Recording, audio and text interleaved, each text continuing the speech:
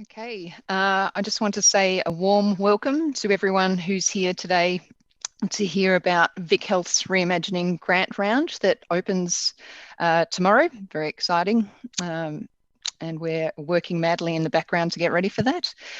So my name is Maya Rivas. I'm the Health Promotion Operations Manager at VicHealth, and one of the bits of work that I do is delivering our grant round with a great team that I've got with me at VicHealth.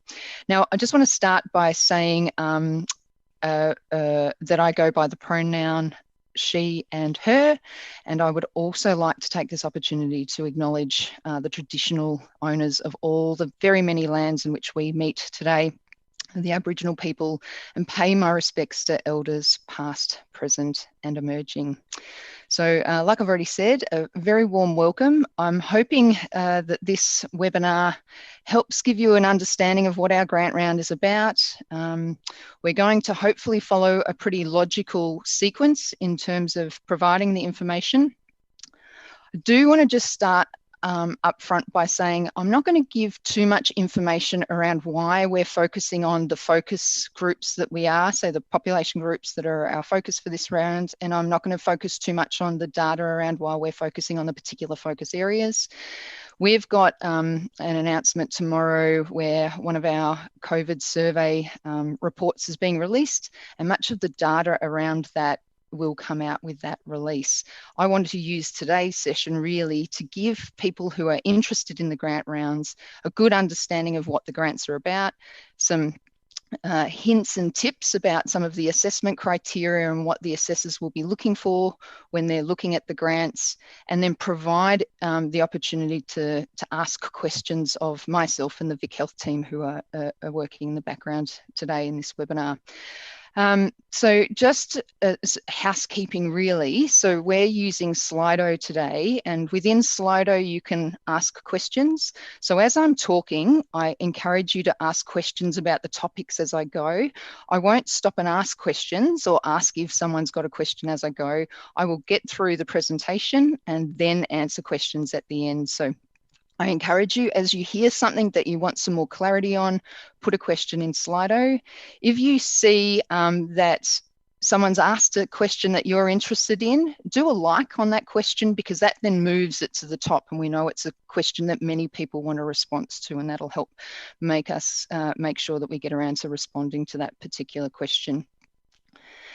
I'm just making sure I'm getting through all the housekeeping now. Today, we anticipate that we might get a lot of questions, and if we run out of time and can't get to them all, we will respond via email to make sure we've covered all the questions that were asked. It's really important to us and to applicants, so we're keen to do that. It might take us a day or two to get around to it, depending on the number of questions we've got to get back to people on. Sometimes we get questions that we can't answer directly at the time because they might be something that we just haven't thought of or come across before. Those questions particularly we will get back to people on. This video, so this Zoom meeting is being videoed or recorded, I should say, and the recording will be available on our grants website, so the VicHealth Reimagine grant website. So if you can't stay for the whole session, you can log into our website and see the rest of it, or if there's something that you want to go back and just hear again, feel free to jump in and watch the video. There's a couple of things I just want to say up front before I get into the finer detail of the grant round 2. So this is the first time that VicHealth's going to use, we've got a new IT system and we've got a new stakeholder portal that applicants will actually register through to make their grant applications. So there's lots of work going on in the background to make sure that portal is ready tomorrow. But go into the portal, register, and then you'll be able to see the current opportunities that are available. If you click the opportunities, you will see that this Reimagined Health grant is one of the opportunities that is available. Just click the down arrow and you'll see apply now. If you have any questions while you're completing the application form, you'll also see in the portal when you register that there is a contact us tab. Jump into that and you'll be able to type in your question that you have. That then gets sent through to us and we'll respond. Alternatively, you can email us us at partnershipgrants@vichealth.vic.gov.au.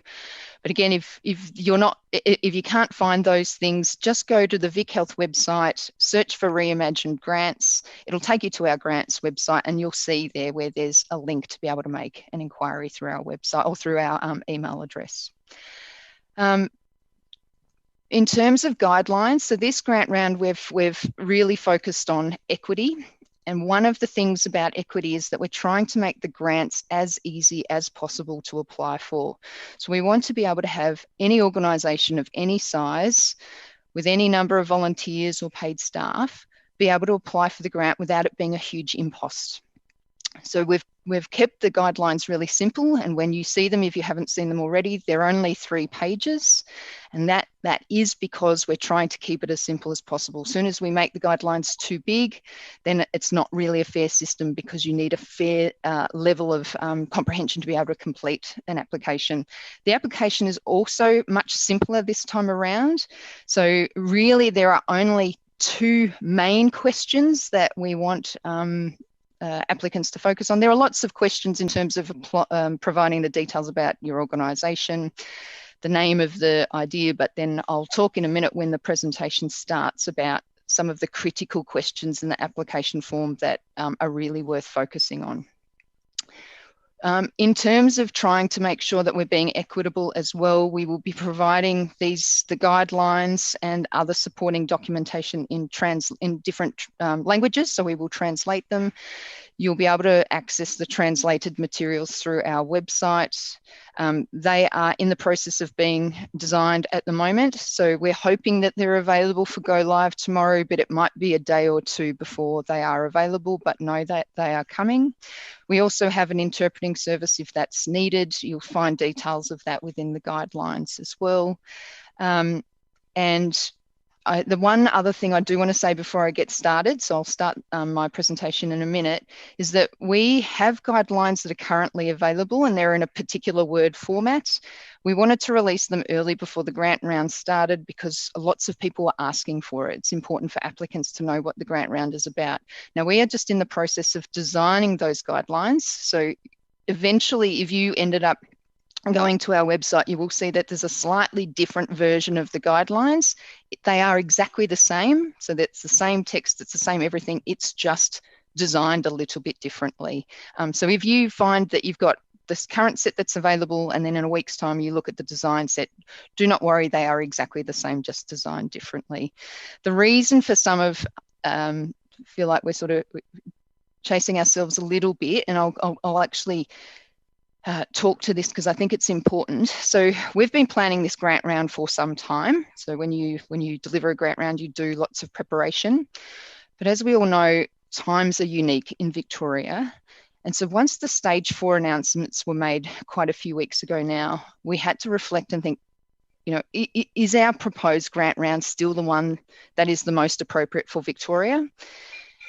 We spoke to lots of stakeholders, we did a lot of internal reflection, and we came to the conclusion, no, what we had originally planned is not exactly what Victoria needs right now. So these reimagined grants, we've done them relatively quickly in terms of turning them around to try to respond to immediate community needs. So, you know, ideally we would have the designed guidelines ready to go on day 1. We would have already the translated version ready to go at day 1. But because we've done this last minute change to try meet the needs of community and our stakeholders, we're a little bit behind to where we would be. But you will be able to access the grant guidelines now. Portal will open tomorrow. Applications will be able to be taken from there. Anyway, I'll start the presentation because that's what we're here about, is to hear what the actual grants are trying to achieve. All right. Okay, so just very quickly, I won't spend much time on this. VicHealth, who are we? So we're a health promotion organisation primarily focused on promoting good health and preventing chronic disease.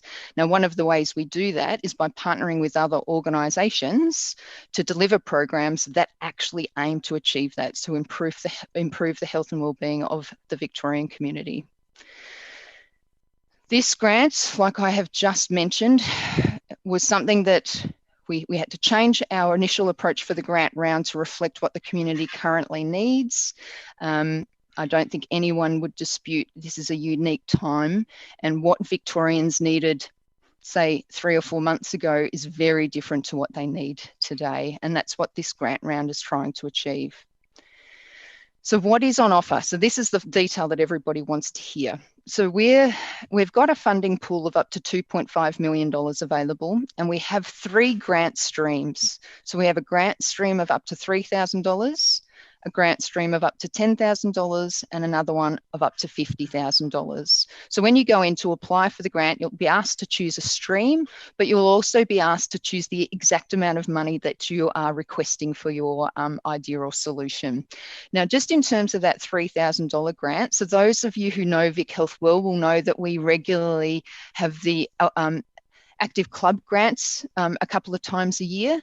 What we're actually doing is integrating the active club grant into this reimagined grant. So that's why I've put it there, that $3,000 grant is really targeted to all organisations, but we're very keen for sports clubs and sports organisations to know that that $3,000 grant is equivalent to what the ACG grant would have been previously. One thing that's important for me to mention at this stage is sometimes when VicHealth does grant rounds, we will say that we're after new ideas, but this time we're not necessarily after new ideas. So the feedback from our stakeholder consultation when we thought, gee, we need to think of what is the best approach for this grant round this time, was that sometimes it's not always about funding something new. Sometimes a VicHealth contribution to something that's existing is also really beneficial. So it might be that you might need some funding to amplify something that is already being delivered in the community, and by receiving some VicHealth funding, and that amplification actually improves the outcomes or health outcomes of the Victorian community. So I just want to be clear, it does not have to be new, but it can be building on existing ideas.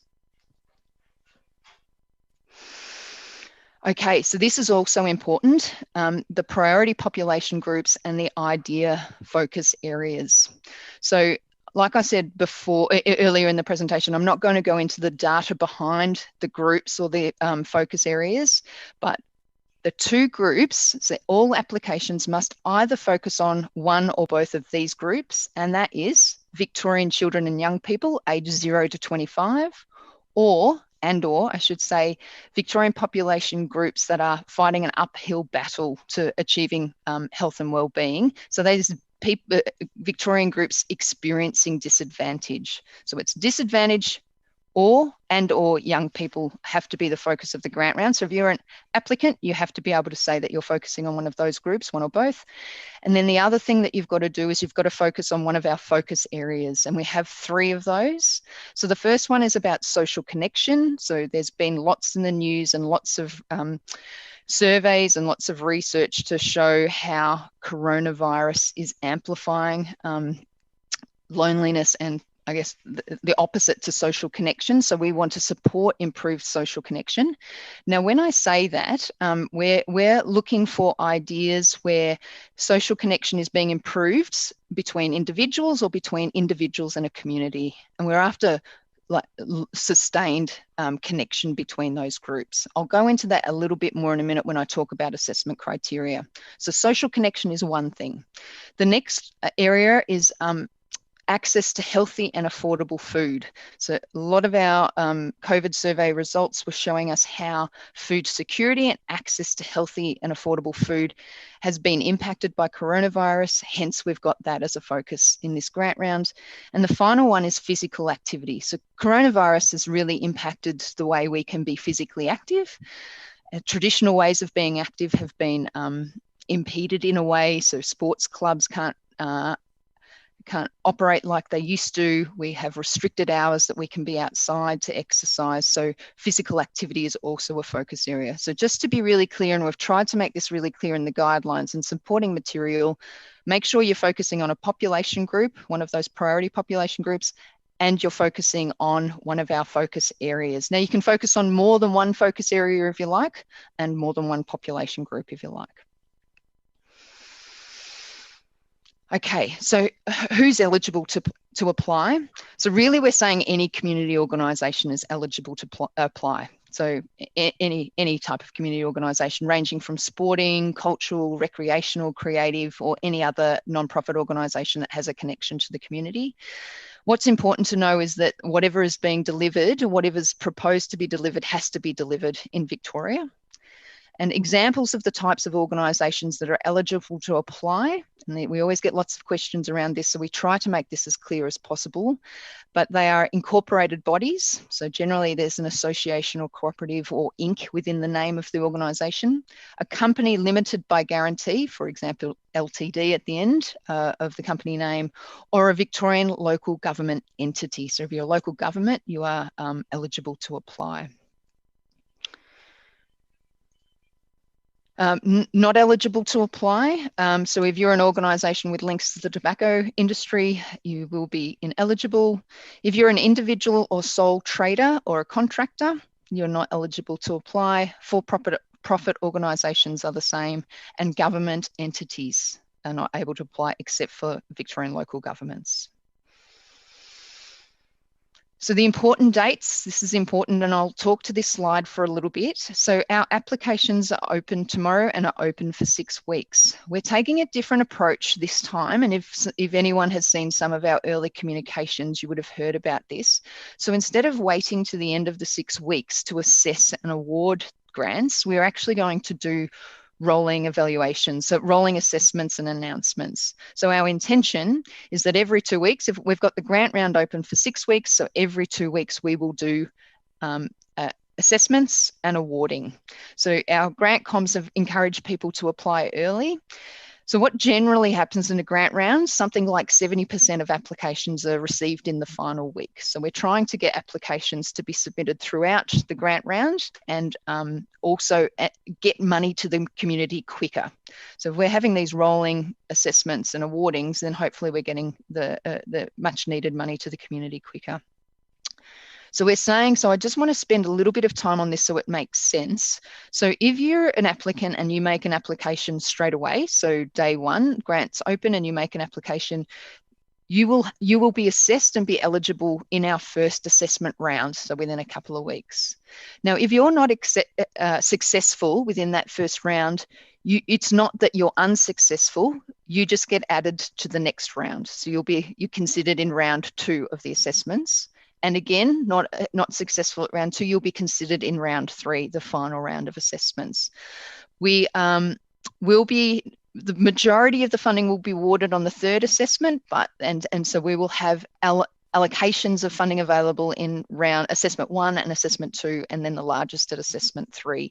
So I guess I wanted to focus on that a little bit to say, if you submit early and you're not successful early, that doesn't mean you're unsuccessful. You will still be considered throughout the whole grant round while it's open. The intention is that we start announcing or assessing and announcing early on. But ultimately we want to have the grant round finalised by the end of November. So irrespective of when you've made your application, you will know by the end of November as to whether you've been successful or not. Probably a key feature of the grant round is that we're providing 12 months funding. So applicants will need to be ready to go with their idea immediately, so say from November or December this year, and then be finished by November next year.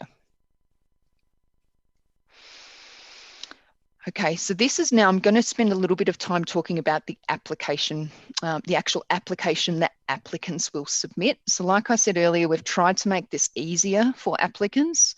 We actually have an internal goal that applicants should be able to complete the applications within 30 minutes. But in saying that, when you log in and start your application, you should go into that logging in with a little bit of information ready to go once you're in the system and applying.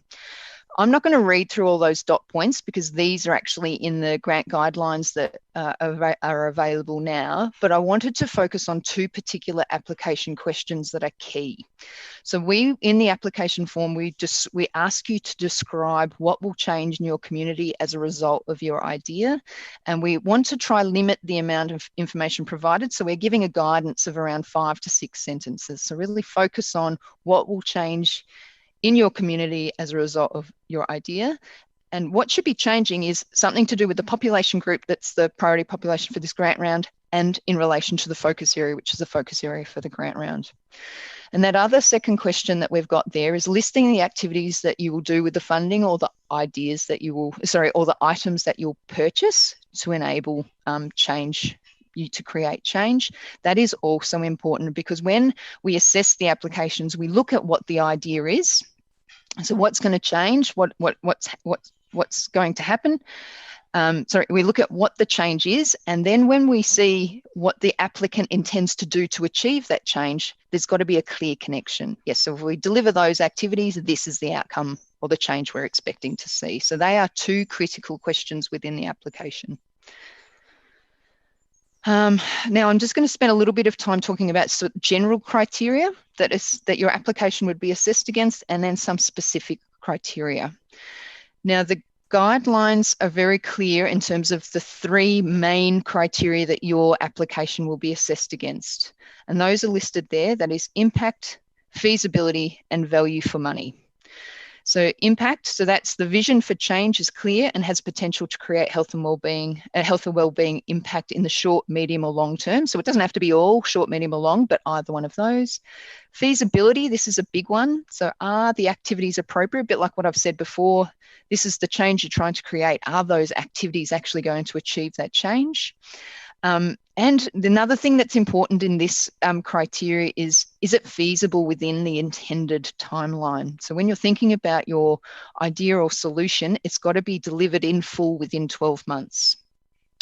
Value for money is the other thing that we look at. So keep that in mind when you're making your application. Now, what we've got that sit alongside our grant guidelines is like a supplementary document that provides a little bit more information about our priority groups and our focus areas to support applicants to better understand what we mean by social connection, what we mean by access to affordable food, and what we mean by physical activity. So on our website, you will see that supplementary document. It's 3 or 4 pages in maximum. But what that document has on it is just some general things that VicHealth looks for in grant applications. Now, I've put these few here in the general criteria because essentially when we're assessing grant applications, we're looking for grants or ideas that have good health promotion principles built into the design of the project. We are a health promotion organisation, hence we look for that.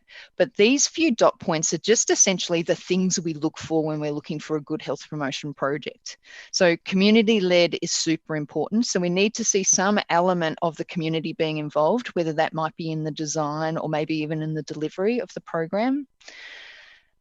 Another important thing this time around is not necessarily a general health promotion program principle, but we need to be sure when we're looking at these applications that the idea or solution can be delivered no matter of the stage of restrictions that we're in for coronavirus. Now, what I mean by that is that you can adapt your idea depending on the restriction. So it might be instead of being face-to-face, you might move to online, or if you're face-to-face, you can still deliver it within within physical distancing parameters. But we will definitely be looking at that. So things that probably wouldn't be suitable is anything where there's going to be mass participation in the short term, because given where we're at with coronavirus, those types of activities are going to be difficult to deliver in the short term. I won't read through those other dot points because they are actually in our guidelines and supplementary documents. So I want to focus on probably what the most critical things are in this discussion.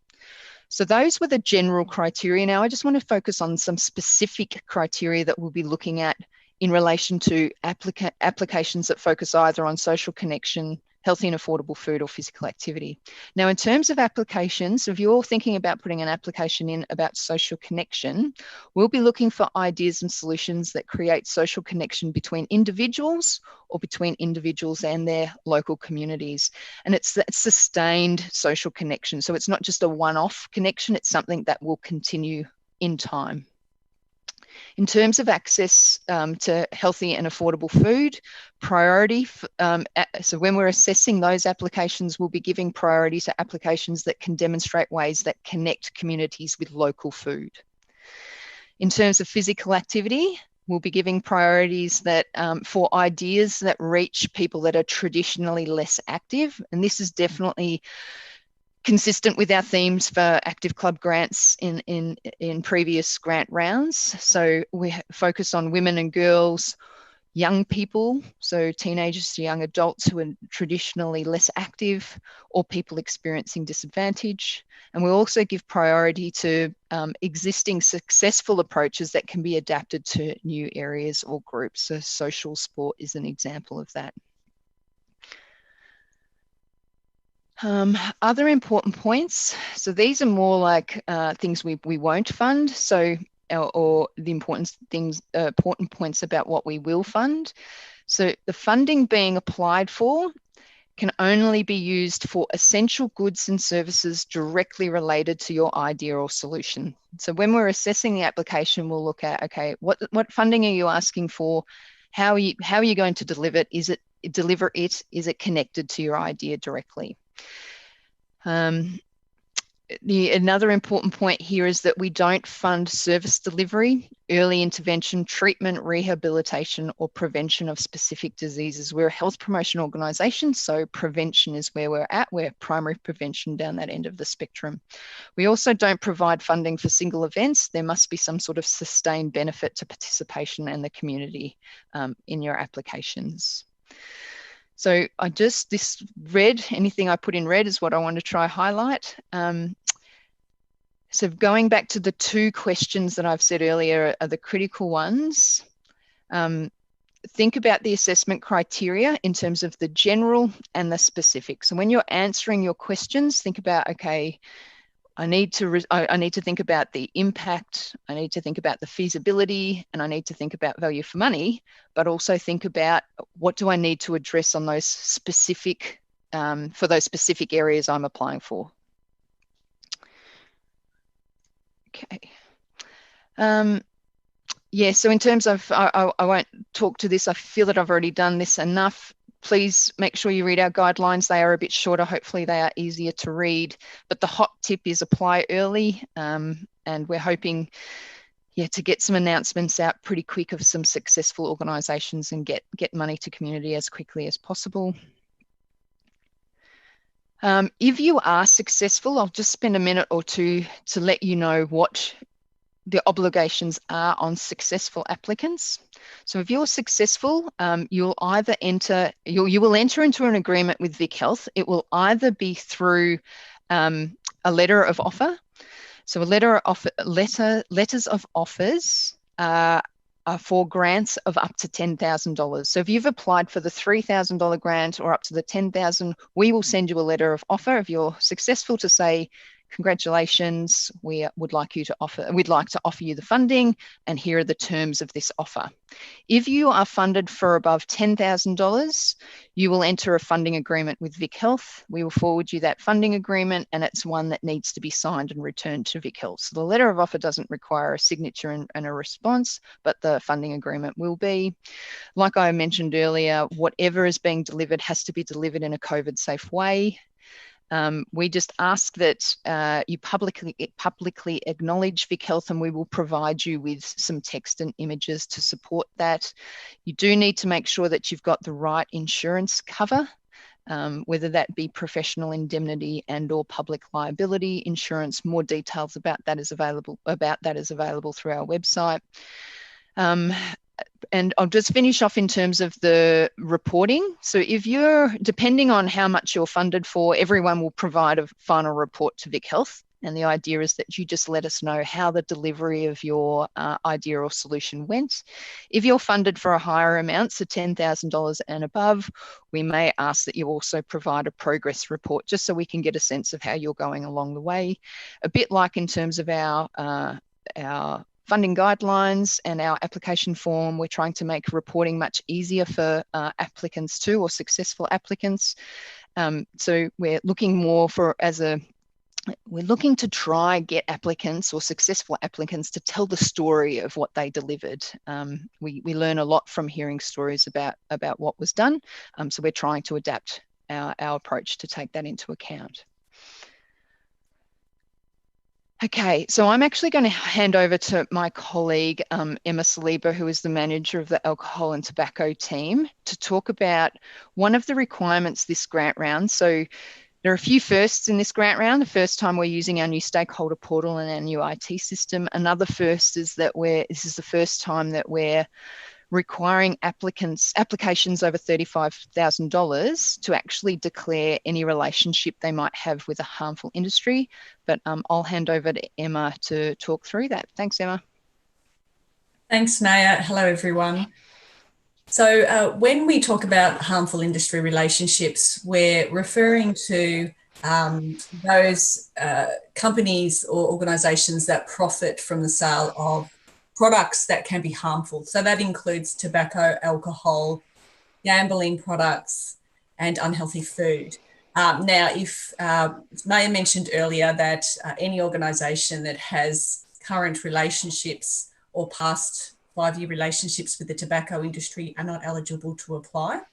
In regard to the other harmful industries, we have a policy that we're applying now, and this will be relevant for grants that will be of a value over $35,000. So if you are seeking to apply for a grant for that amount, you will be asked in your application to make a declaration. And that declaration will require you to declare any current, planned, or past 12-month relationships with the food, sugary drink, alcohol, or gambling industries. Now, I really want to emphasise again that this, unlike with tobacco industry relationships, making a declaration about these other industries will not affect your eligibility. You are still eligible to apply, but we do ask that you make a declaration about these types of relationships you have.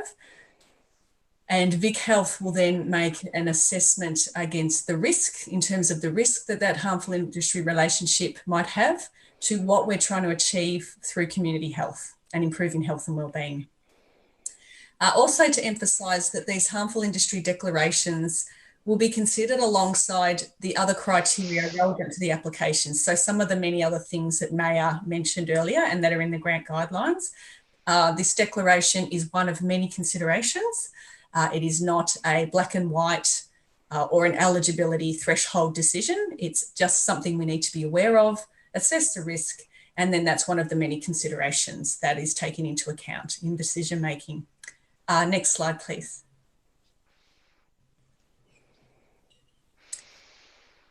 So in terms of what relationships are needed to be declared, basically any current or past 12-month relationships with those industries. You'll notice that we do ask for all food industry relationships, and that's just because defining or trying to work out what might be unhealthy food versus healthy food can be challenging. So we do ask that all food relationships are declared, and obviously if you have a relationship with a healthy food provider, then that will be taken into account. In terms of the relationship type, it's really any relationship. So it could be a sponsorship deal, it could be a contract you have, a formal or informal partnership, or whether you've received donations, it could be distributing free products or branded merchandise. All those sorts of relationships need to be declared. In addition, if you are governed by a national body or you have a number of different business units within the organisation, you do need to include any relationships they have, anything that's relevant to your organisation, even if it's a parent company or a national affiliated organisation. Also, individual relationships. So if there are particular staff that will be involved in delivering the program, if you're successful, we ask that any relationships that staff member has with those industries be declared as well. And industry refers to producers, manufacturers, or retailers of harmful industry products, as well as organisations that are funded by industry, such as foundations or lobby groups. In terms of what you don't need to declare, you don't need to declare if you have retail arrangements. For example, if you sell harmful products at canteens or venues, or if you have venues that supply gaming machines and it's purely a retail relationship, then that does not need to be declared. You don't need to seek declarations of any subcontractors that you may engage to deliver the project. And there's a few others listed there, such as nutritional brands and vitamin companies and things like that. I think our message is really, though, if you're in doubt, if you're not sure, declare, and then we will take all the context of your declaration into account. There is more information about this policy and how it's applied on our website, and I think those links will be provided in coming slides. Thank you. Back to you, Maya. Thanks, Emma. Okay, so just following on from Emma, these are just the final points, and I'm going to start responding to some of those questions that have come through. Please go to our website for more information. We've got the grant guidelines, the supporting documentation in terms of the priority population groups and focus areas, what Emma's just talked about, and then information, just general information for applicants. Just in the red there, we are unable to provide feedback on ideas. And the reason for this being is it's largely fairness and then secondary capacity.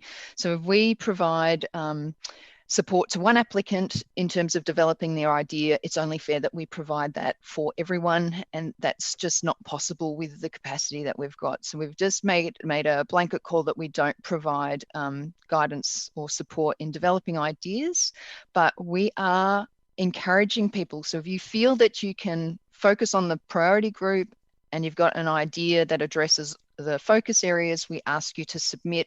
We're hoping that the burden on submitting is not too high. Try to keep it as easy as possible, but err on the side of, if you think you meet it, then make an application. Okay, so I'm going to now start answering the questions that are in Slido. So just 1 second, and I'll just start from the start. So I've got a question here that if the first application is unsuccessful, can we reapply? So the idea actually is that nobody will be unsuccessful. The only time you'll hear is until the very end. So even if we have our assessment 1 after a couple of weeks, our assessment round 2 after a couple of more weeks, and then we've got our third assessment at the end, even if you weren't successful in the first one, you will still be in the running for the second assessment. You'll still be running in the third. So make your application and you won't need to apply again, because you'll be in the running the whole time along. Another question here is there a preference for projects happening on site versus online? Is it okay to plan an online program only? Yes, absolutely. So if your program, if it meets those priority groups and the focus areas, online is absolutely fine. It's probably one thing that we've all learnt out of COVID is that we can actually do a lot online that can create a community benefit. So absolutely, that's fine. Can organisations make more than one application? So the answer to that one is yes, but what we ask is if your organisation is going to make more than one application, they need to be significantly different. So it's not 5 applications of almost the same project. So an example of this might be if you're an organisation and you make an application for young people to improve access to healthy food, then the second application needs to be significantly different to that. So it might be young people and social connection. So just keep that in mind. Sometimes the line is difficult to draw between significantly different or not, but we just ask that if you do more than one application, that they be significantly different. So can we submit supporting documentation? So the answer to that is no. And the reason for that is that we're trying to make applications as easy as possible. If you've got information that is worthy to inform your application, included in your responses to those questions. We're asking that supporting documentation not be submitted. So do we need to supply evidence of the amount we request? So do you have to have quotes quotes and budget in relation to the application? So no, we're not asking for quotes or budgets to be submitted, but value for money is a assessment criteria.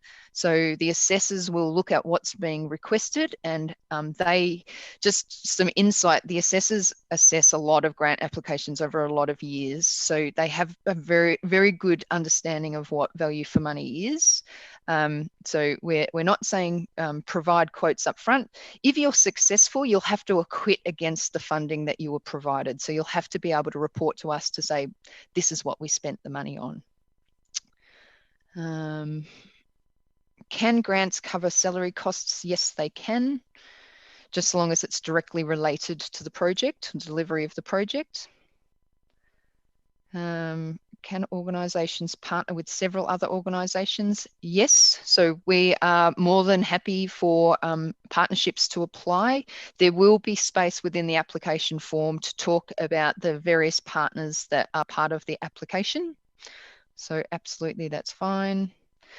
Next one, will you fund a one-off event where there, sorry, I'll read this again. Will you fund part of a one-off event if there is a direct health benefit to participants and the community? No, so we don't want to fund one-off events, but it might be that you've got an idea or solution that's which is a more sustained, that you deliver events within. That's fine, but we won't fund just one-off events on their own. Will programs that address mental health and wellbeing be considered? So I would respond to that just saying, like, really social connection is what we're looking for in terms of improving mental wellbeing through this grant round. Of course, participating in physical activity and having access to healthy food will also improve or support people's mental wellbeing. But in terms of our mental wellbeing approach, social connection is the focus this time around. Event. Sorry, okay, so I've got a question here. Will the focus group of with the focus group of 0 to 25, can the program be directed to an age group of, say, 17 to 25? Absolutely. So in our supporting documentation about the population groups, we do say any age 0 to 25. For ease, we've broken it down. You might want to focus on early years, so 0 to 5. It might be a primary school age type of intervention. It might be a secondary. It might be an early adult. Applicants, you just make a reference to the age group of the population group that you're focusing on. So yes, 17 to 25 would be fine.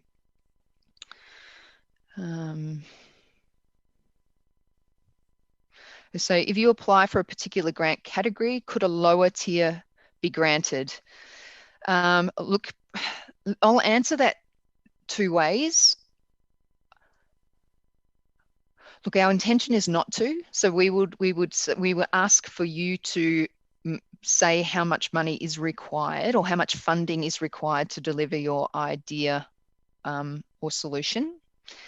There sometimes are times where we might say, we actually think that's a really good idea, but can we change it a little? We did that last time in our ideas grants, in our last grant round. Our intention with this grant round is probably not to do that. We're deliberately having lower funding amounts to be able to fund more projects.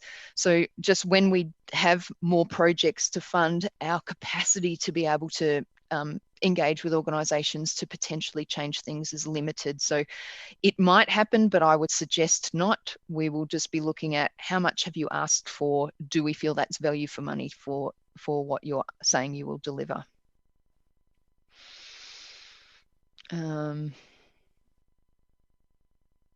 Will projects with an event-based focus, something short-term, be funded to reduce participant costs?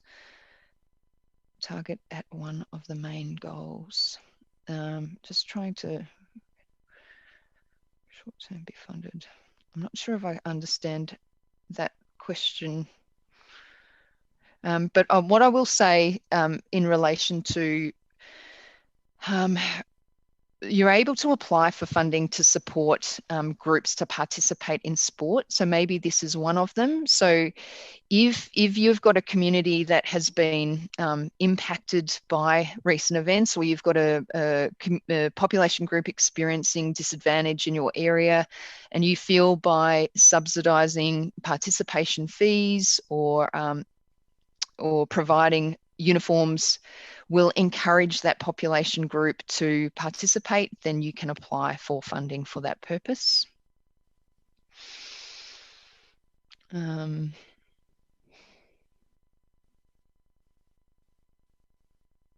Okay, so here's a question. So can an organisation apply for an initiative which has already been funded by another government agency, so extend the scope of the project?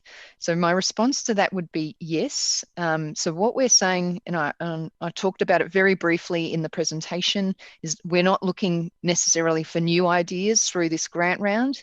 If it means VicHealth funding can be used in addition to existing funding for a project that you're receiving, and VicHealth's funding will contribute to improving, amplifying, or greater health benefits for the Victorian community, we would be interested in hearing that. I would just ask that if you are going to make an application for additional funding for an existing project, be really clear on the additional benefit the Victorian community will get by VicHealth providing the additional funding. So it's not just about continuing to deliver it, it's about continuing to deliver it with this additional funding to do something slightly different to have a better health outcome, is how I would respond to that. So next question is, how much baseline data do we need to include in the application? My response to that would be not much. We are pretty clear on what general community needs are. What we want to hear from you is about your solution or your idea. So don't spend too much time saying what the problem is. Spend more time saying, this is the solution that we need for our community right now. That'd be my advice on that one.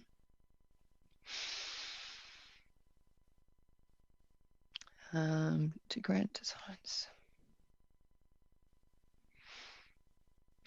Okay, so this is a good question. So do grant designs need to meet current COVID restrictions, or can we design in a more normal environment and ensure it's adaptable should any new restrictions arise? My response to that would be no. You don't need to make an application based on current restrictions. I think that you can say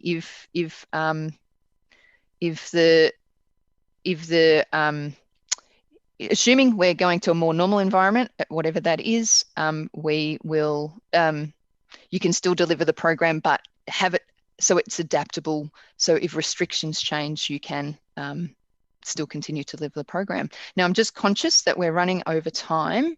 Thank you, Michelle. So there are a lot of questions that I haven't gotten to. So we'll theme them and put them in a Word document and email them out to everybody that attended today. I'm sorry we didn't get to them all. Thank you for participating in this webinar. I hope it's given you the information that you need to understand whether this grant round is for you, and if it is, how you might draft your application to give you the best chance of success.